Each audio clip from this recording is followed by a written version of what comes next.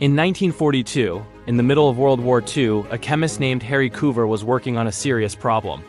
The US military needed clear plastic for precision gun sights. Glass was too fragile, and the solution had to be durable, transparent, and reliable. Coover and his team began experimenting with new chemical compounds in search of the right material. Instead, they found something unexpected. One substance kept sticking to everything. It bonded instantly to glass, metal, lab instruments, even fingers. It was incredibly sticky, almost uncontrollably so. Instead of helping solve their problem, it created a new one. The compound was judged impractical. Too sticky, too messy, completely useless for precision optics. So it was rejected, and the team moved on. Nearly a decade later, in 1951, Coover encountered the same chemical again, cyanoacrylate. This time he was working at Eastman Kodak, still researching advanced materials. Once again, the compound demonstrated its unusual property: instant bonding without heat or pressure. At first, it seemed like the same flaw all over again. It stuck to everything. But this time, something changed. Instead of dismissing it, the team looked closer. What if the stickiness wasn't a defect? What if that was the advantage?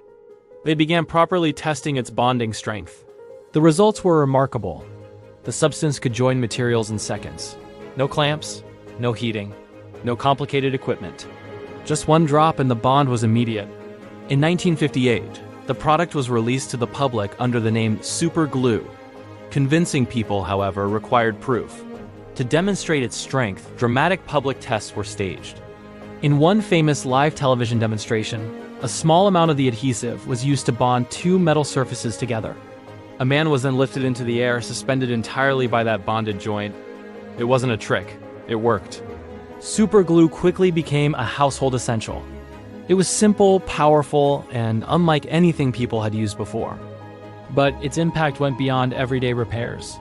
During the Vietnam War, modified versions of cyanoacrylate were used by medics to temporarily seal battlefield wounds.